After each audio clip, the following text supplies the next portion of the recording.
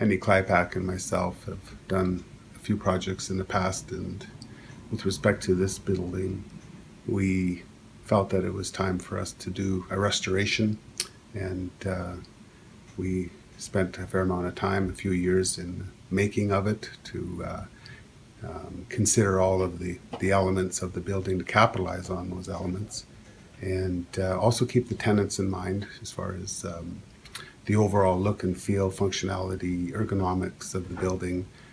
We had really good bones to work with, and we knew that the finished product should be somewhat retro cool, user-friendly from a perspective of access, egress, and with the front stairwells predominant in this building, it kind of advocates a healthier lifestyle. I see more people using stairs in this building because they're so easy to use, and our elevators don't get used that much. So from an occupancy cost standpoint, we're happy with that. Overall, the finished product is completed now from our phase 1 perspective.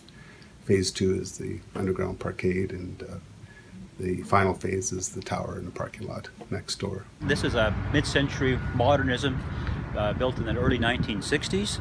Part of the renovations was to upgrade the canopy over the front entrance, and we were going to originally reclad it. Well, actually, during the recladding process, when we started taking things apart, we realized that the original canopy was actually underneath the structure. 1016. So last year at this time, a decision was made to actually let's revive this modernist style of canopy, and that was the first phase of this exterior restoration. A second little surprise that we found during the restoration of this building was there was originally a sign can that actually spanned between the columns, and it was just located just above the top of these main windows.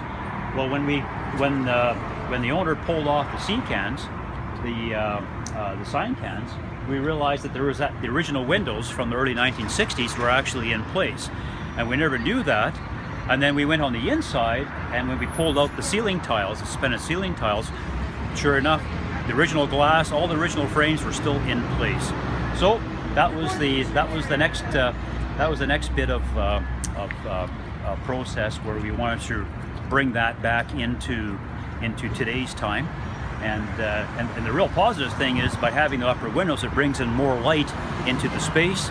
The higher ceiling is a more pleasant feel to a space, and makes it obviously a lot more marketable. People want higher ceilings. Where the red is shown on this building, there used to be metal cladding behind there which actually covered up original ceramic tile.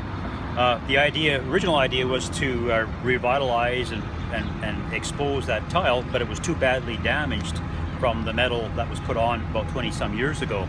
So what we did is, to complement the building, we want to recall what was done in the 60s, so we ended up going with a composite panel, and we used an accent color of red to really draw attention to where the entrance is.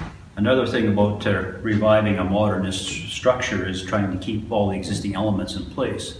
And during the course of renovations on the interior, we actually made sure that we were able to keep the character of the building, of the stairwell, and hence this modernist handrail, all out of stainless steel. And the other thing that we did was, a big part of mid-century modernism was using bold colors, and to help identify which floor you're on, we actually used the wall behind me. Each floor has a different primary color. That was quite common. We did some research on what colors were very prominent in the 50s and 60s, so we reintroduced these colors into the stairwell.